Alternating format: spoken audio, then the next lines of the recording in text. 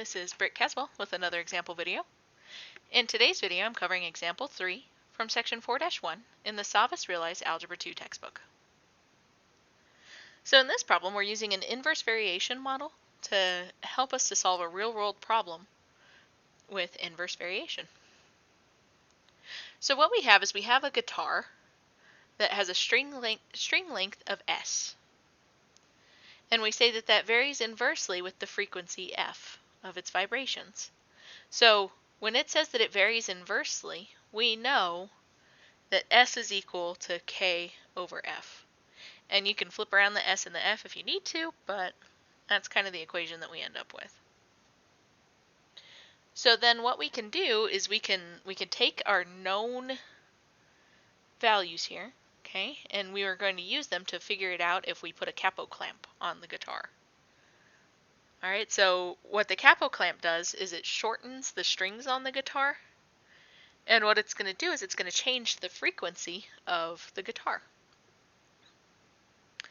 So it says that, so we're going to start with our known expression here, and we're using that to find our proportionality constant.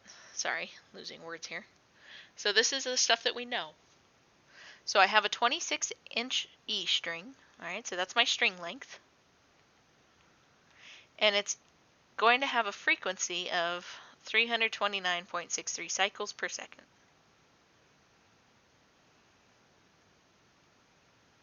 And so if I want to find my proportionality constant here, what I'm going to do is I'm going to take both sides of the equation and multiply them by 329.63.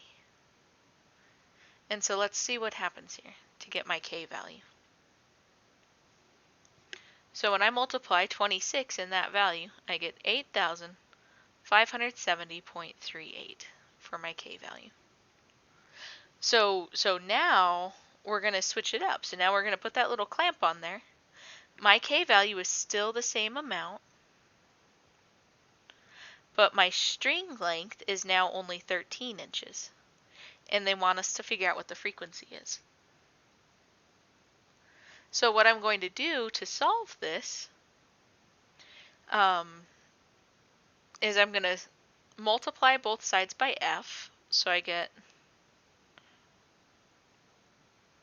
13f is equal to 8570.38, and then I'm going to divide both sides by 13.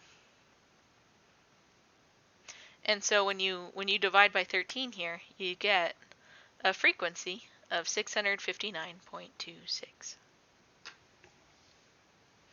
And again, we live in a polite society, so we tend to answer word problems with word solutions. So I'm going to go here and type out my solution. If the string length is 13 inches, the frequency would be 659.26 cycles per second. And so we might be using that frequency like if you were like a sound engineer or something like that for some kind of show. Otherwise you might get feedback, right?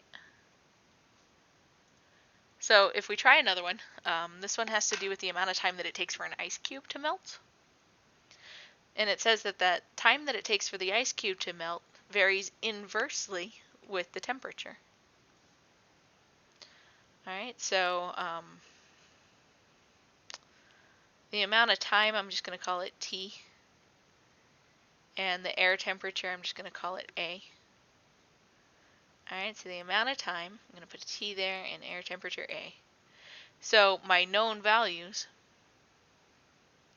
at 20 degrees Celsius, alright, so my air temperature being 20 degrees, the ice is going to melt in 20 minutes.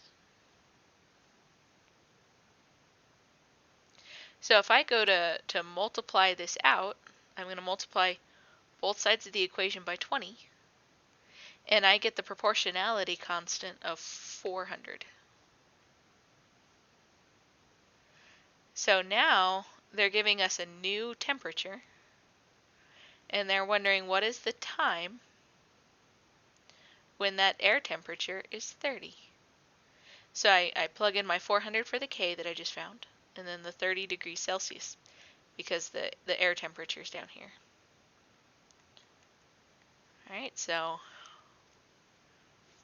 if I get a calculator out, 400 divided by 30 tells me that it's going to take 13.333333 minutes. Alright, so remember those units and make sure that you're checking out the units in the problem. And again, we politely type what our solution is. It would take 13.33 minutes for the ice to melt in a temperature of 30 degrees Celsius. So there we have it. That is how to use inverse variation in a model.